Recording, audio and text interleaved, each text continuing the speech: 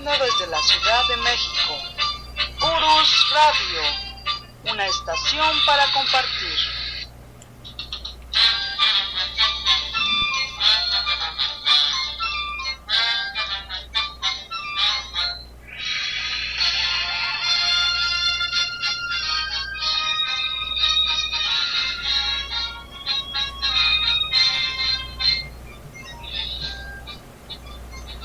Hola, ¿qué tal? ¿Cómo están? Muy buenas noches.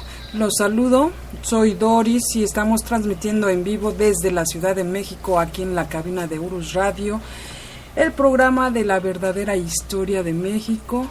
Y pues el día de hoy vamos a tener un tema, bueno, que ya nos había comentado el profesor, que es las cárceles en México.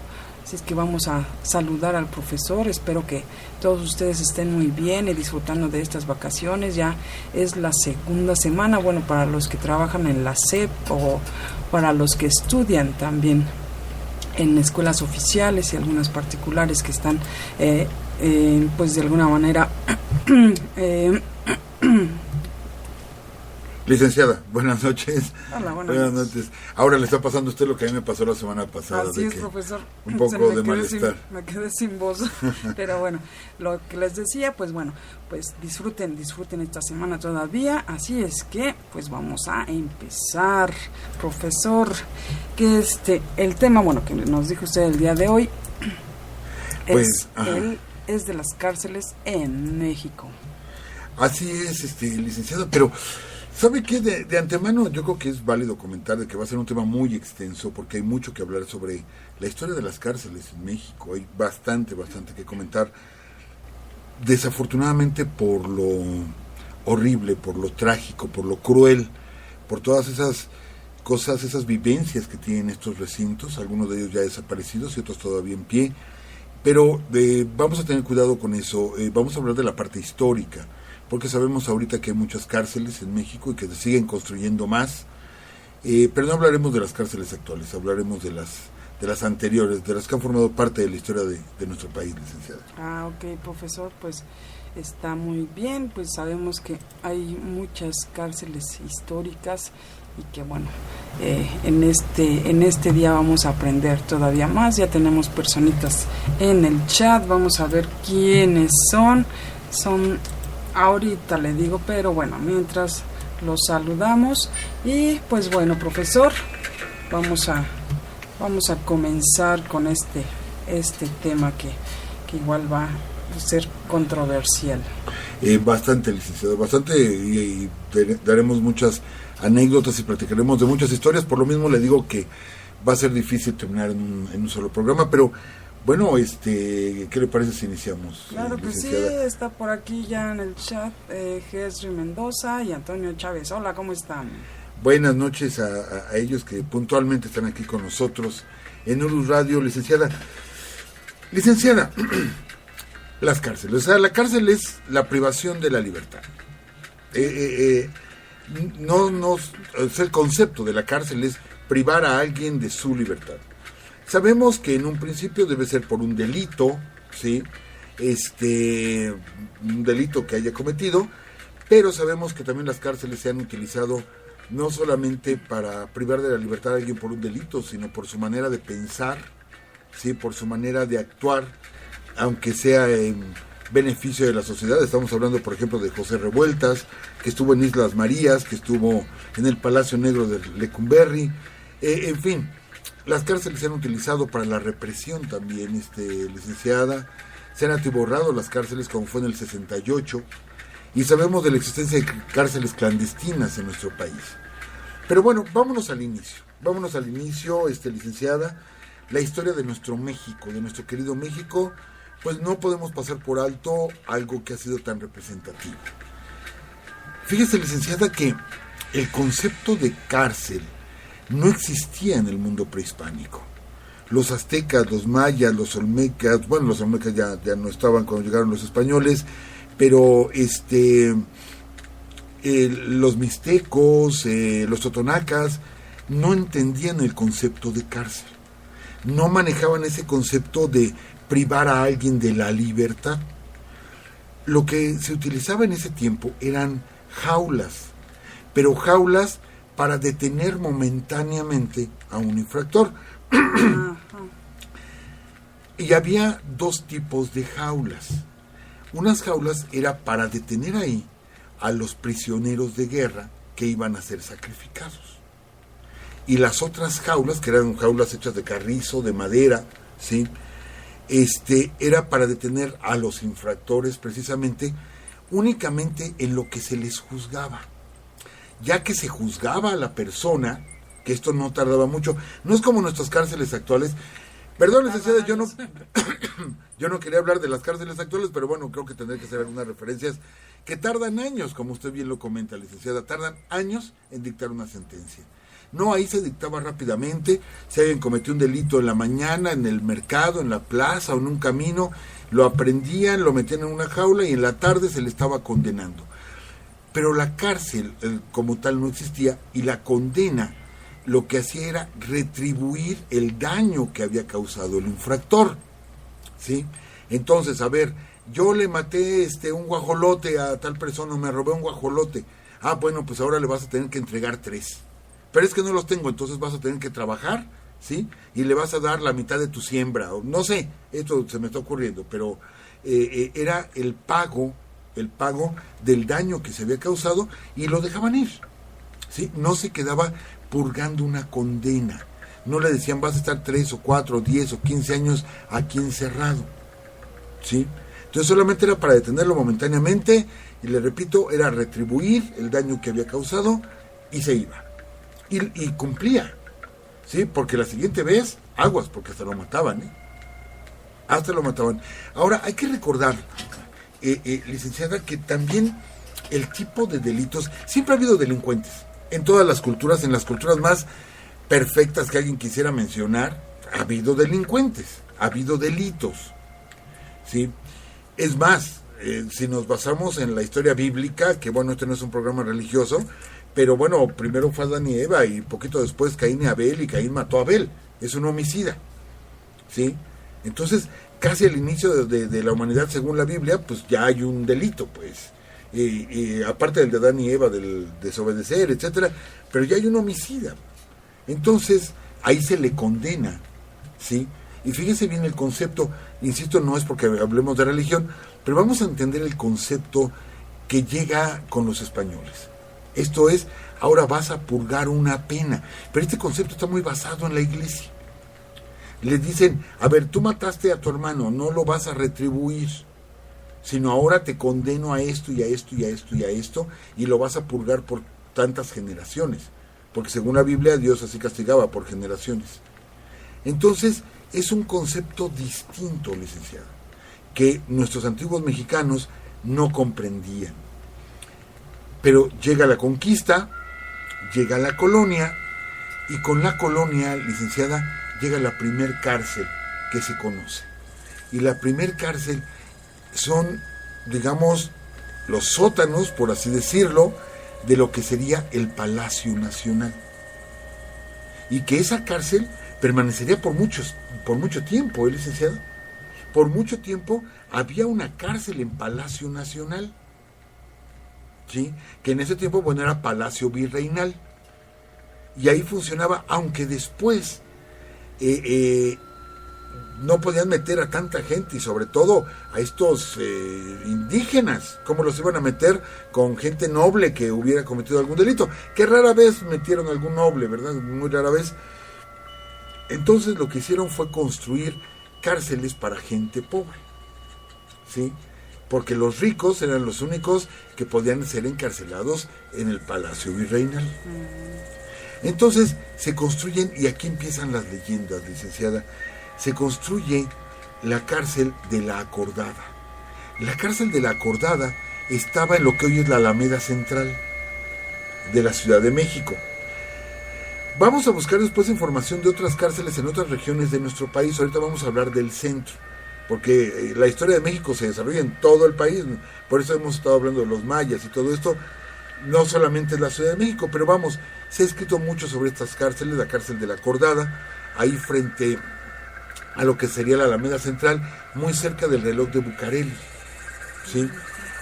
esta cárcel, licenciada, ahí se trasladan a muchos de los presos que se tenían ahí en Palacio Nacional. Comentan, o sea, las crónicas de aquel tiempo era de que era terrible, terrible, aunque, sinceramente, siempre que leemos la historia de una cárcel, nunca dice, no hombre, era una cárcel ejemplar, salvo una, que es actual, las Islas Marías, de las cuales vamos a hablar en su momento. Que ahorita, alguien que cometió un delito, es un privilegio irse a las Islas Marías porque no hay cárcel. Ahorita andan sueltos los internos, se pueden llevar a su familia, ahí trabajan, etcétera, entonces es un premio para ellos irse a Islas Marías. Pero de ahí para allá todos los penales siempre hablan de atrocidades y de barbaridades. Entonces se construye esta cárcel, pues imagínese usted, con esa sobriedad, con ese estilo de los palacios virreinales, ¿sí? De las casas virreinales. Y en ese lugar, por ejemplo, don Ignacio Bravo, ahí fallece uno de los insurgentes, precisamente en la cárcel de la Acordada. Y tenemos otra cárcel famosa, y ahorita vamos a ligar una con la otra, la cárcel de Belén. La cárcel de Belén, que fue construida para sacar a los internos, ¿sí?, de la cárcel de la Acordada, porque ya no cabían. Entonces había que sacarlos y se construye la cárcel de Belén. Por ahí donde está ahorita Televisa, ¿sí?, más o menos por Niños Héroes, por esa zona, estaba la cárcel de Belén. Licenciada, no estamos hablando de rehabilitación. Actualmente el concepto carcelario es de rehabilitar al interno para integrarlo de nuevo a la sociedad. Por eso los centros actuales es el Centro de Readaptación Social, etcétera, que les llaman cerezos, ¿sí?, porque readaptan al interno. No, en aquel tiempo era pagar una multa, o sea, pagar con cárcel lo que se hizo. Pero fíjese bien, en la cárcel de la Acordada, licenciada, el virreinato dijo que ellos no iban a mantener a los criminales. Ellos se tenían que mantener por ellos mismos. Entonces hacían trabajos dentro de la cárcel para poderse mantener. Y aparte había un limosnero oficial. Y el limosnero le pedía dinero a diferentes instituciones, ¿sí?, pero a manera de limosna, para poder tener dinero y darles de comer a los internos que no trabajaban, porque había algunos que por su edad, etcétera, o enfermedad, no podían trabajar. Entonces, también otra costumbre, y claro, era una limosna, entonces no había para tanta gente, porque llegó a haber más de 1,000 gentes en las cárceles, o en esas cárceles que no eran tan grandes, el hacinamiento era tremendo, y de ahí, esas imágenes, licenciada, de ver a las personas con sus canastas llevándoles comida a los internos. Entonces la familia todos los días les llevaba comida en las típicas canastitas, que luego hemos visto que pues, los policías se quedaban con ellas o los guardias se quedaban con ellas. Esa era la tradición, llevarles de comer, porque el gobierno virreinal no los iba a alimentar. Entonces vemos aquí estos privilegios. Y lo mismo, cuando llegaba a estar dentro una persona muy importante, compraba los privilegios. Esto también se hace actualmente. Se compran privilegios y había celdas que se rentaban. Sabemos que ahora hacen lo mismo, nada más que no hay un documento oficial. Pero en aquel tiempo sí había un documento. Entonces, a ver, tú interno, tú delincuente, caíste aquí. Este es el precio de la celda. ¿Quieres una celda común? Te cuesta tantos reales. ¿Quieres una celda de más comodidad? Te cuesta tantos. Y quieres una celda de lujo, te cuesta tantos. Y la familia obviamente era la que tenía que pagar, porque con lo que él trabajara en la cárcel, pues no iba a alcanzar a pagar. Entonces le rentaban las celdas. Era una renta, ¿sí? Mucho he escuchado yo, licenciada, que dicen, oye, después de que han delinquido tanto en México, han hecho tantas cosas, y todavía con nuestros impuestos los vamos a mantener, y todavía les vamos a dar de comer, les vamos a dar ropa, etcétera, etcétera. Pues sí, pero en la época virreinal no se hacía. Entonces delinquían, y a ver ahora cómo le haces para poder rentar tu celda, ¿sí? Ahí empiezan muchas leyendas, licenciada, en estas cárceles, de las cuales vamos a hablar. Ahorita nada más quería así como que dejar sentado de cuáles son de las que vamos a hablar, porque hay otra cárcel muy importante en la historia de México. Esta cárcel fue el primer lugar a donde llegaron los españoles, que fue el islote de San Juan de Ulúa, que era un islote donde había un adoratorio, ¿sí?, prehispánico, y que lo tomaron los españoles y construyeron una fortaleza, la fortaleza de San Juan de Ulúa, porque llegaron en un día de San Juan, y aparte le preguntaban, cuando vieron restos humanos ahí, le preguntaron que quién había hecho eso, y nuestros naturales decían que los colúas, y los españoles entendieron Ulúa, entonces por eso le pusieron al lugar San Juan de Ulúa. Ojalá las personas que nos escuchen tengan la oportunidad un día de ir a San Juan de Ulúa. Es escalofriante, verdaderamente escalofriante San Juan de Ulúa. Al principio fue como una fortaleza para ahí guardar, eran bodegas para guardar los tesoros que se estaban llevando los españoles de nuestro México. Son bodegas enormes, hemos tenido la oportunidad de estar ahí, bodegas enormes, y todas se llenaban de plata, se llenaban de oro, se llenaban de pues cosas que se llevaban para allá, para Europa. Aparte servía como cuartel y aparte servía como cárcel. Hasta tiempo después ya nada más se decidió que fuera exclusivamente cárcel, ¿sí? Bueno, entonces tenemos esa otra prisión famosa, San Juan de Ulúa. Otra de las más famosas que hemos tenido en México, fíjese, esta prisión, licenciada, no era con muros, no había muros, no había celdas, pero dicen que nadie podía escapar de ahí, y que se llamó Valle Nacional.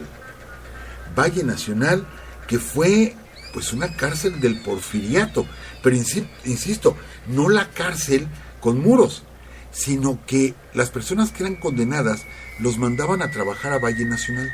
Valle Nacional en Oaxaca era una plantación de tabaco y de café. Era una plantación muy grande, pero todo alrededor, licenciada, estaba rodeado de cañaverales. Y como la gente prácticamente no traía ropa encima, aquel que se quisiera escapar se tenía que meter entre los cañaverales para correr. Pero esto les costaba la vida. ¿Por qué? Porque la hoja de la caña, licenciada, es tan filosa como una hoja de rasurar. Entonces se metían al cañaveral y se empezaban a rebanar el cuerpo. Era una prisión natural, por así decirlo. Y ahí muchos opositores al régimen de Porfirio Díaz, muchísimos, se quedaron ahí en Valle Nacional. Era una tragedia, ¿sí? Muy pocos regresaron de Valle Nacional. Recuerdo mucho las famosas tinajas de Valle Nacional, que eran agujeros en el piso, eran agujeros donde los metían y que apenas cabía un hombre en cuclillas, y luego los tapaban, licenciada, los tapaban con madera, y la madera tenía unas pequeñas rendijas para que pudieran respirar, y ahí se quedaban metidos en cuclillas, metidos en esos agujeros, pero aparte con el calor tan sofocante y ellos encerrados, y los dejaban por días ahí, por días, de tal manera que los guardias no les daban agua, no les daban comida, en ocasiones iban a orinarse, ¿sí? A orinarse arriba de estas tinajas, para darles agua, por así decirlo, a la gente que estaba ahí detenida. Se tomaban los orines de las personas que les orinaban encima. La deshidratación era tremenda, pocos salieron vivos de esas tinajas, ¿sí? Esa era una de las cárceles, insisto, no es una cárcel de muros, pero es un acto de barbarie totalmente lo que fue Valle Nacional, licenciada.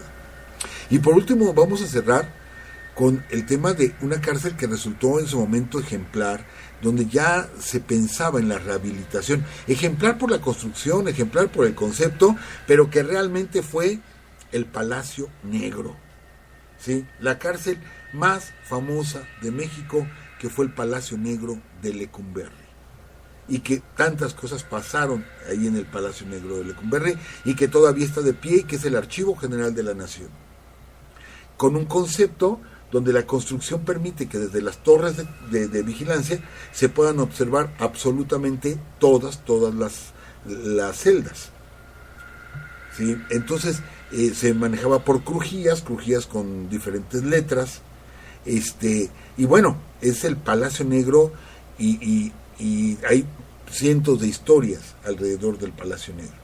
Pero ahora sí, ya mencionamos de entrada La Acordada, Belén, ¿sí? San Juan de Ulúa, Lecumberri, y Valle Nacional. Está bien, ahí están las cárceles. ¿Qué pasa, licenciada, con todo esto? Realmente fue un sistema, insisto, para reprimir. Hay tantas historias alrededor, tantas historias.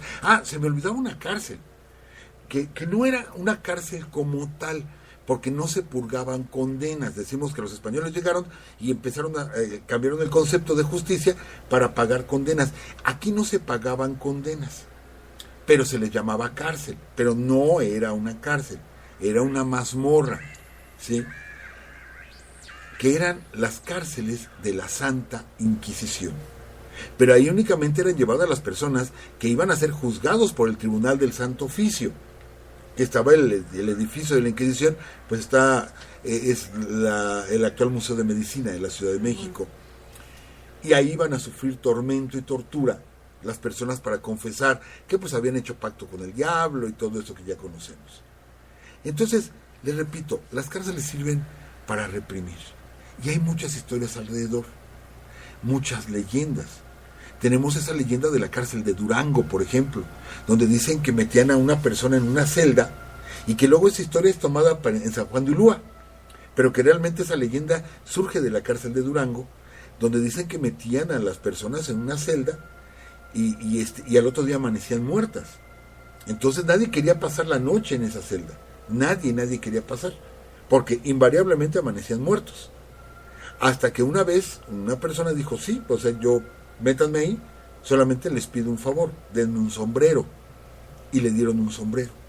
Y al otro día de la mañana, cuando abren la celda, encuentran a esta persona viva y el sombrero en el piso y él agarrándolo, ¿sí? Resulta que dice la leyenda, es una leyenda, que ahí anidaba un alacrán, pero un alacrán grandísimo, según dicen, que también esto rebasa hasta el tamaño del sombrero, pero bueno, que dicen que medía entre 30 y 40 centímetros el alacrán. Y en la noche salía y picaba al prisionero y por eso al otro día amanecía muerto. Entonces este hombre con el sombrero escucha el alacrán en la noche, escucha los pasos del alacrán y cuando sabe que lo tiene bastante cerca, se lanza sobre él y lo tapa con el sombrero y con eso lo captura a este alacrán. Es una leyenda de Durango, ¿sí? Pero esa misma leyenda se reproduce en San Juan de Ulúa, porque dicen que en San Juan de Ulúa también había un alacrán y que algún preso lo detuvo con una cobija. Pero bueno, otro personaje famoso, un personaje famoso que estuvo en en San Juan de Ulúa, fue Jesús Arriaga, mejor conocido como Chucho el Roto. Chucho el Roto que se escapa 2 veces, licenciado. La primera vez se escapa y viene a dar a la Ciudad de México y hace tropelía y media. Chucho el Roto no solamente es la radionovela, no es un personaje de ficción. Jesús Arriaga existió. Y hace poco, recordará usted, licenciada, que tuvimos oportunidad de hacer un paseo por el bellísimo barrio de Coyoacán y pasamos frente a la casa del conde de Frisac, ¿sí? Así es. Donde vivía la mujer de la cual estaba enamorada Chucho el Roto.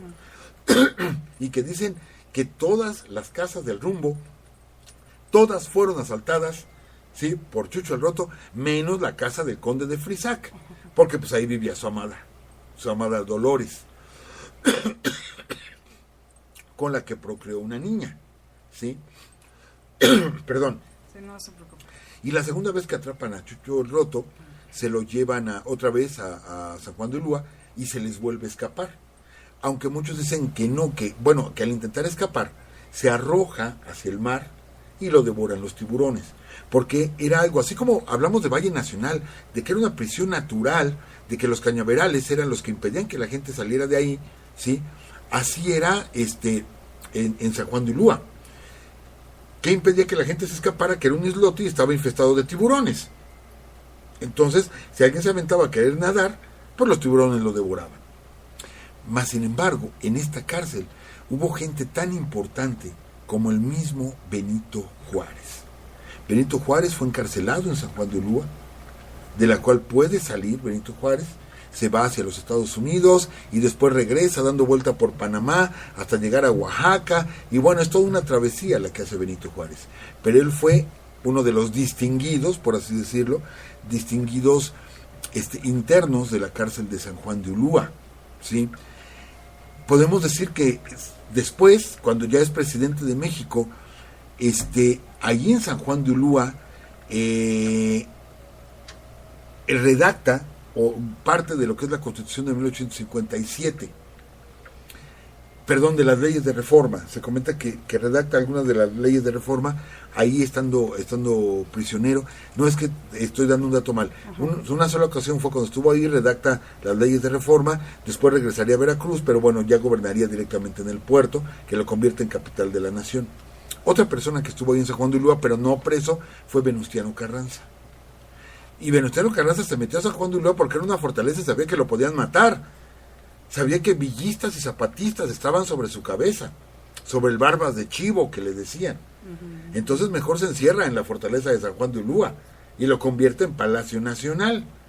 Entonces fíjese ese islote, desde que llega Juan de Grijalva en 1518, toda la historia que ha vivido, porque aparte resistió el embate, ¿sí?, de los piratas, sobre todo de Lorencillo Morgan, que era quien asoló las costas de Campeche, de Tabasco, de Veracruz, y que ya alguna ocasión hicimos un programa sobre los piratas, y que valdría la pena hacer otro sobre piratas en México.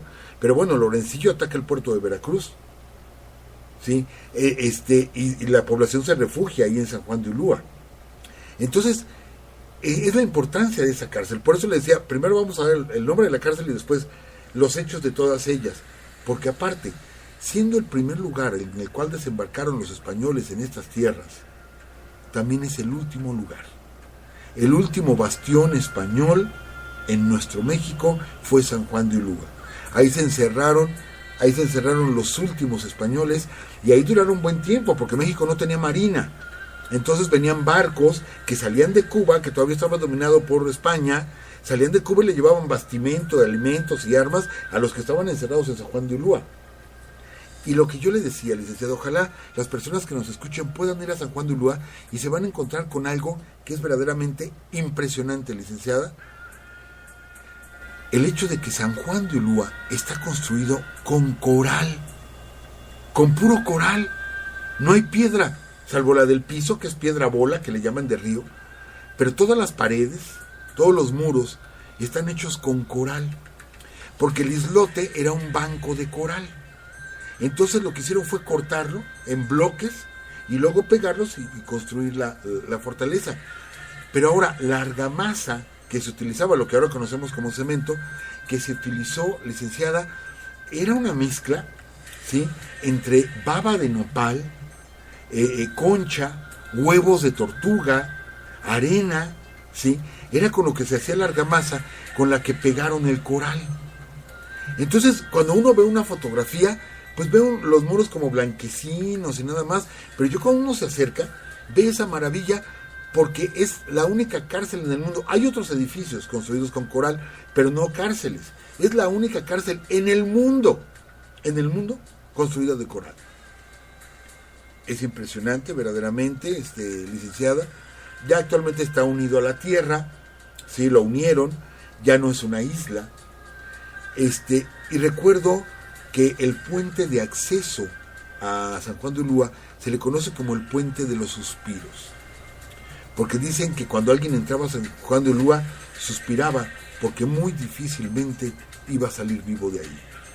Aparte, había una zona más baja, de celdas más bajas, que cuando subía la marea, el agua les llegaba casi a la cintura a los internos. Por lo tanto, no podían dormir, y los podría arrastrar la marea y golpearlos.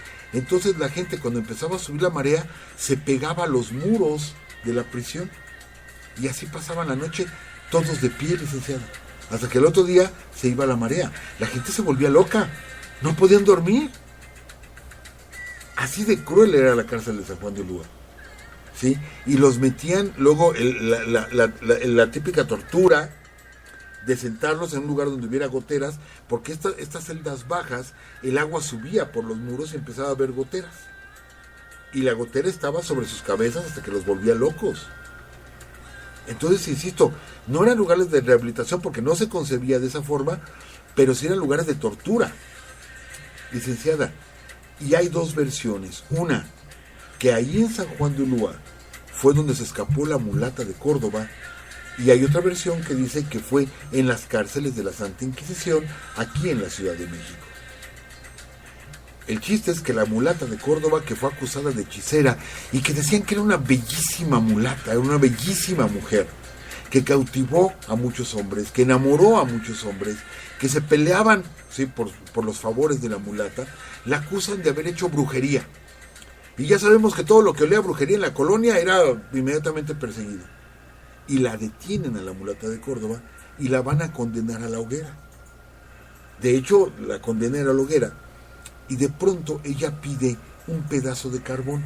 Yo he leído dos versiones, una que es un pedazo de carbón, o sea, negro, y otra que pidió un gis, un pedazo de cal, que era blanco. Y de pronto en una de las paredes, licenciada, empieza a pintar la mulata de Córdoba un hermoso galeón con las velas desplegadas, o sea, con el viento a favor, ¿sí? Y dicen que su carcelero, que fue el que le entregó, ya sea el carbón o ya sea gis,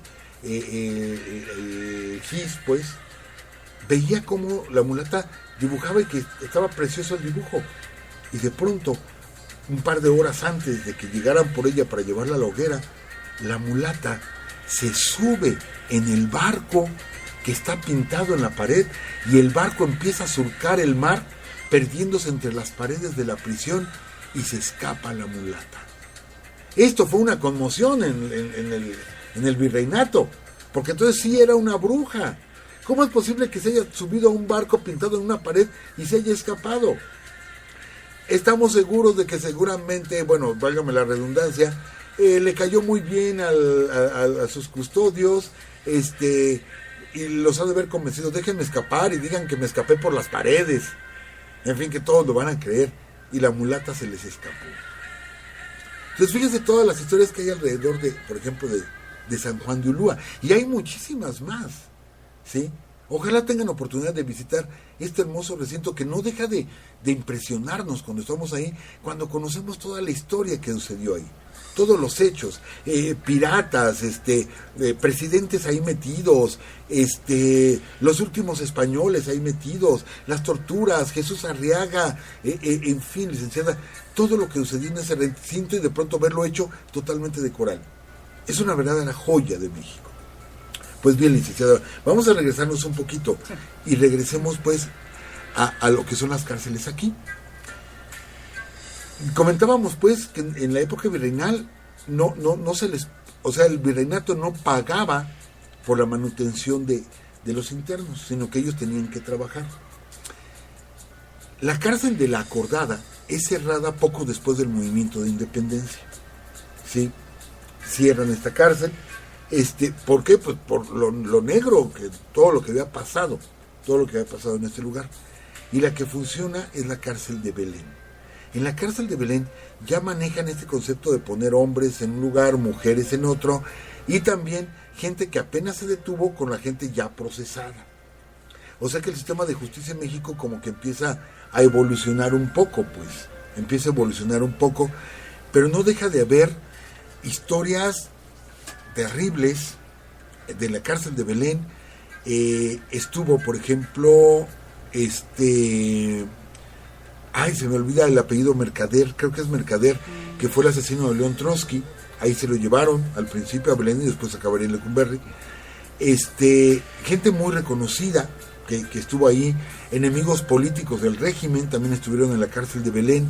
Y les digo, esas imágenes de las mujeres formadas llevando canastitas, pues era lo que se veía todos los días porque llevaban la comida. Si mal no recuerdo, después de la cárcel de la Acordada, creo que sí fue la cárcel de la Acordada, se derrumba y ahí se construye una escuela, el Instituto Revolución. Esa escuela es muy grande, sumamente grande. Lo que dijeron es para olvidarnos de lo que aquí pasó, y se construye esa escuela. ¿Quieren verla? ¿Quieren ver esa escuela? Pues simplemente vean la película esta de Nosotros los Pobres, Ustedes los Ricos. Ahí se ve la escuela, porque es la escuela donde estudia Chachita, ¿sí? Ya se está acordando, ya la veo con cara de que está haciendo memoria. Se acordará usted que una vez Chachita sale y está con su novio el Pichi, sale de la escuela y unas amiguitas le hacían burla y ella le habla por teléfono a su papá para que le mande el coche. Y que bueno, que poquito antes se ven estas escenas saliendo Chachita de una escuela. Ese es el Instituto Revolución, allí estaba precisamente esta cárcel. ¿Sí?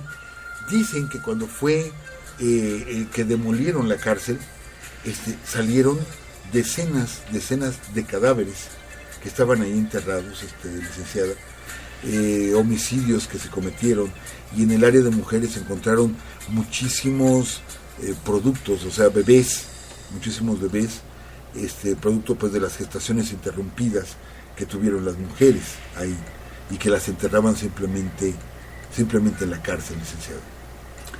Vamos a ir brincando de una cárcel en otro, por toda la historia que hay, y porque se nos está yendo el tiempo. Regresemos a Lecumberri. Lecumberri, licenciada, que se convierte como el símbolo también del poder de Porfirio Díaz. Porfirio Díaz manda a hacer la columna de la Independencia, iba a hacer el Palacio Legislativo, que actualmente es el Monumento a la Revolución, mandó a hacer mercados, mandó a hacer el Hemiciclo a Juárez, mandó a hacer teatros, etcétera, que siempre hemos comentado, casi todo le ponía Juárez. El Teatro Juárez de Guanajuato, el Teatro Juárez del Estado de México, del Oro, el Mercado Hidalgo, pero a muchos les puso Juárez, y mandó a hacer el Hemiciclo a Juárez, etcétera. Pero como símbolo de su poder, de la parte represiva de su poder, fue el Palacio Negro de Lecumberri. Licenciada, yo creo que uno de los hechos que la historia no puede olvidar es que precisamente en la pared oriente de la cárcel de Lecumberri es donde muere precisamente Francisco y Madero, ¿sí?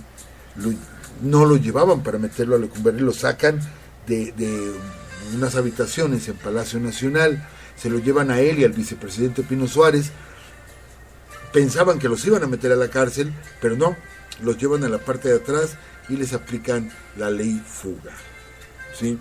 Y ahí quedan muertos. Actualmente, si ustedes van al Archivo General de la Nación, pero van hacia la pared oriente, van a encontrar un jardín con los monumentos precisamente de Madero y de Pino Suárez. Tenemos otra cárcel que también se me estaba olvidando, licenciada, una cárcel que se le llamó la cárcel de indios. Obviamente era para puro natural, pues. Y la cárcel de indios estaba en Santiago Tlatelolco. Esa cárcel es famosa por dos hechos, bueno, por varios, pero hay dos hechos muy, muy importantes. Uno de ellos, de esa cárcel se escaparía el general Bernardo Reyes y el general Félix Díaz, sobrinos de Porfirio Díaz, para comenzar la decena trágica. De ahí salen, precisamente de la cárcel de Santiago Tlatelolco. Pero hay otra persona muy importante que estuvo en esa cárcel, ¿sí? Y que fue precisamente Pancho Villa. Pancho Villa, que estuvo en la cárcel de Santiago Tlatelolco, que era la antigua cárcel de indios, ¿sí? Y Pancho Villa, comentan, primera, Madero le salva la vida a Villa. Ya lo hemos platicado aquí, que Villa estuvo a punto de ser fusilado. Lo tuvieron en el paredón, licenciada. En el paredón ya estaba cuando llega la orden de que detengan la ejecución, por orden de Madero, porque Victoriano Huerta lo iba a fusilar. Entonces se lo traen a México, y para no enemistarse con Victoriano Huerta, ¿sí?, Madero da la orden de que encierren a Pancho Villa en la cárcel de Santiago Tlatelolco. O sea, lo metió ahí para protegerlo, porque sabía que lo iban a matar. Y él decía, es que es muy, se altera muy fácil Pancho Villa y va a acabar mal. Y lo mete ahí para protegerlo. También por lo mismo dicen que le facilitaron la fuga. Hay dos versiones, licenciada. Unas dicen que Pancho Villa salió disfrazado de mujer, ¿sí?, que se puso un vestido encima, se tapó con el rebozo como utilizaban las mujeres en aquel tiempo, y que era una de estas típicas mujeres indígenas que llevaban su canastita de comida para sus internos, ¿sí?, y que consiguen ropa, se viste de mujer y se escapa de Santiago Tlatelolco. Y otros dicen que no, que se escapó vestido de licenciado, y que esa ocasión es la única ocasión que habían visto a Pancho Villa de traje de corbata y todo, y que se rasuró el bigote, ¿sí? La verdad es que son las dos versiones, que salió de mujer o que salió de licenciado. El chiste es que era un licenciado que supuestamente tenía tos, entonces se iba tapando nariz y boca con un pañuelo. Esto es para que menos lo reconocieran. El chiste es que de ahí salió, agarró un ferrocarril y vámonos para el norte del país, y se mete a Estados Unidos, y estando en Estados Unidos es donde de la cárcel de Santiago Tlatelolco sale Bernardo Reyes, Félix Díaz, y comienza la decena trágica, estando Villa fuera de México. Entonces fíjese cuántos hechos históricos tienen que ver con nuestras cárceles, con esas cárceles tan famosas, sí, en nuestra historia. Pero vamos a detener un momento aquí porque vamos a empezar a hablar de otras cárceles, licenciado. Vamos a hablar de otras cárceles hasta llegar, pues, ¿qué le podría decir? A los hechos pues más terribles, creo yo, que llevarían poco después al cierre de Lecumberri, y que fue la gente que estuvo presa por el movimiento de Tlatelolco 68, licenciado. Hablaremos de varios de ellos, y varios de ellos que actualmente son políticos connotados, ¿sí?, actualmente en México, como el señor Pablo Gómez, que ha sido diputado y senador de nuestro país, ¿sí?, y que él fue de los presos de Lecumberri por el movimiento del 68. Hablaremos de varios. Hablaremos de Mario Menéndez, por ejemplo, el editor de la revista ¿Por qué?, que es la que denuncia y la que publica las fotografías de Tlatelolco 68. Hablaremos de varias cárceles y ya empezaremos a hablar de un poquito de otras cárceles que ahora son muy famosas porque hay muchos narcotraficantes ahí, gente muy connotada, muy reconocida, porque son populares, pero ya hablaremos más de un México un poquito más contemporáneo en el siguiente programa, licenciada. ¿Qué le parece? Ok, profe, pues, híjoles que las cárceles en México, híjoles, están pero tremendas, ¿no? Bueno, yo conozco San Juan de Ulúa y precisamente me acordaba mucho de esa situación que usted comentaba, que había celdas donde metían a los presos, igual les apagaban la luz, estaban totalmente oscuras, y estaba esa gotita constante que les caía precisamente en la cabeza y que hasta llegaba a perforar, ¿no? Entonces sí está muy, muy fuerte, y también me impresiona, por ejemplo, lo de lo que usted decía de Valle Nacional, ¿no? Con los cañaverales. Entonces estaba súper difícil igual el escapar de ahí. Sí. Se supo de varios intentos de escape, pero pues acababa la gente muerta, licenciado. Ok, profe, le voy a comentar algunos mensajitos que tenemos aquí. ¿Algo iba a decir? Nada más que se me estaba olvidando enviar un saludo, una felicitación al señor Rodolfo de la Vega, que nos escucha muy seguido. Para él, para su esposa, un abrazo. Acaban de tener bebé. Sí. Y nos llamó muy atentamente el señor Rodolfo. Dice, el último programa de Urus Radio que escuché, ya lo escuché con mi bebé en brazos. Muchas gracias. Muchas gracias por eso. Felicidades. Ajá. Bueno, estamos aquí con Antonio Chávez, que dice, entonces en ese tiempo ya existía Televisa para manipular las noticias. Yo creo que sí. Buen comentario. Bueno, y también aquí hace un comentario un poco gracioso que dice, Torito. Exactamente. Bueno, ok. Dice, ¿y qué esperamos para meter a unos cuantos más presidentes? Bueno. Ok, y bueno, comentaban que había por ahí al fondo un sonido de un perro, y pues sí, por acá abrimos algunas ventanas porque ya el calor es tremendo y sí se oía un perro. No lo escuché, licenciada, estaba concentrado en la narración, no lo escuché. Pero bueno, sí están las ventanas abiertas de aquí del estudio, porque el calor es terrible, terrible. Sí, y bueno, no sé, a ver, déjenme ver si hay más comentarios. Dice Antonio también, dice, creo que más bien en la Escuela Superior de los Ladrones, creo que más bien es la Escuela Superior de los Ladrones, y salen con el doctorado de secuestradores, sicarios, etcétera. Le concedemos toda la razón, las cárceles de México no han servido para rehabilitar, es una escuela del crimen realmente, licenciado. Totalmente de acuerdo. Pues sí, dice que bueno, que no ha cambiado también las cosas, y que ahora tampoco se mete a las cárceles a los nobles, ¿no? Bien, y pues también por acá está Henry saludando desde Tonanitla, y Hay otro comentario de Antonio que dice, bueno, se nos acaba el tiempo, chicos. Qué bueno que me dice, profesor. Me concentré acá. Que estén muy bien, cuídense mucho porque nos van a cortar ya en estos momentos. Así es que los esperamos el próximo lunes. Hasta luego.